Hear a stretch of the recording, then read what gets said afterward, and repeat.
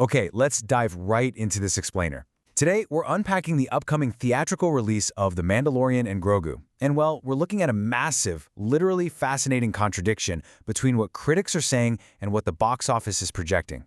This is our first Star Wars film in 7 long years. It's hitting theaters May 22nd with an exclusive IMAX run, and let me tell you, the numbers are telling an absolutely wild story. Just look at the glaring paradox we've got going on here. On one hand, critics haven't exactly warmed up to the film. We're seeing a surprisingly low Rotten Tomatoes score for a major Star Wars release, with reviewers throwing around terms like low stakes and inessential. But then, you look at the box office tracking, a projected global opening of a whopping $160 million? I mean, pre-sales are already tracking ahead of 2018's Solo. So how in the world does a movie branded with low stakes track for such an enormous opening? Well, that brings us to Section 1, Tension versus Gravity, the Narrative Engineering Framework. To really solve this mystery, we can't just fall back on the tired old good movie versus bad movie debate. Instead, we're going to lean on this brilliant framework from system theorist Levent Bulut called narrative engineering. He points out that critics are actually measuring one very specific cinematic force, narrative entropy, or SN.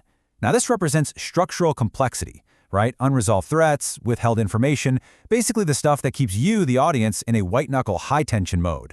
But for The Mandalorian and Grogu, the plot is pretty predictable. So when critics call it low stakes, they're really just saying the narrative entropy is low. But guys, here is the twist.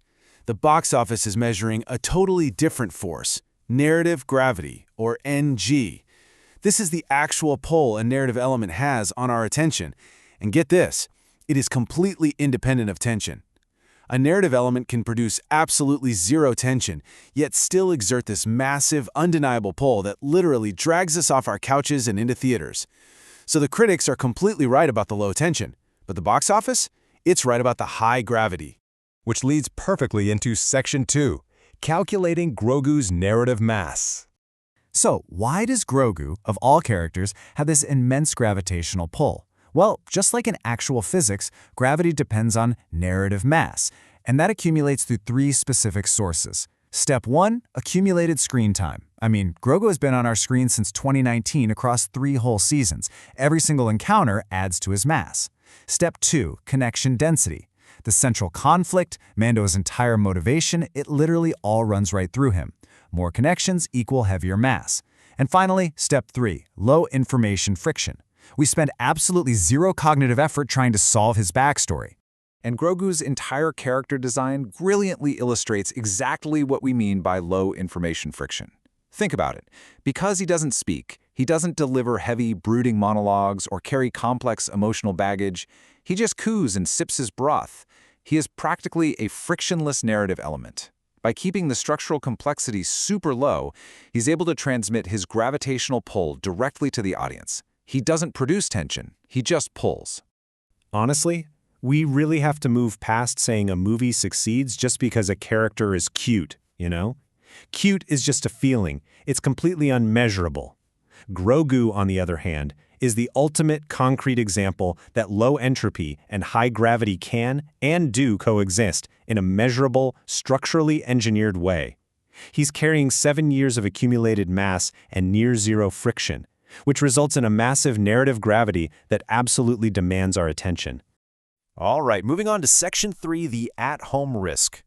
Let's actually test this physics against the single biggest industry risk facing the film right now.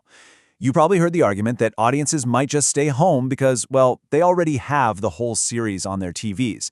So, can accumulated narrative mass really move an audience without offering a radically new experience? Well, the pre-sale data answers that with a resounding yes.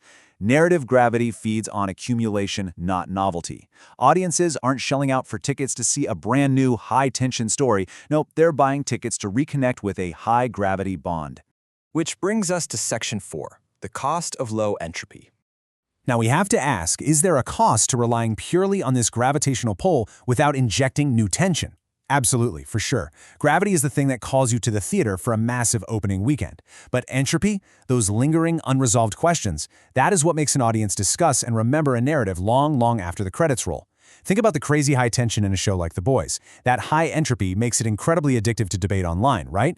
The Mandalorian and Grogu is sitting in the exact opposite corner. One locks you to the couch to furiously type out fan theories, while the other, it gets you to buy a ticket. This brings us to a perfect summary of the whole framework. Massive box office hits aren't just magic, and they certainly aren't luck. As Levent Bulut so perfectly puts it, truth has an objective projection. We are merely the narrative engineers who trace it. The critics and the box office, they aren't actually contradicting each other at all. They are just accurately measuring two completely different forces. So I want to leave you with this final thought to test out during your own theater experience. When you sit down with your popcorn to watch the film, ask yourself, what is actually keeping you locked into your seat? Is it the tension, constantly making you wonder what's going to happen next? Or is it the gravity, that irresistible pull of simply being in the room with this character again?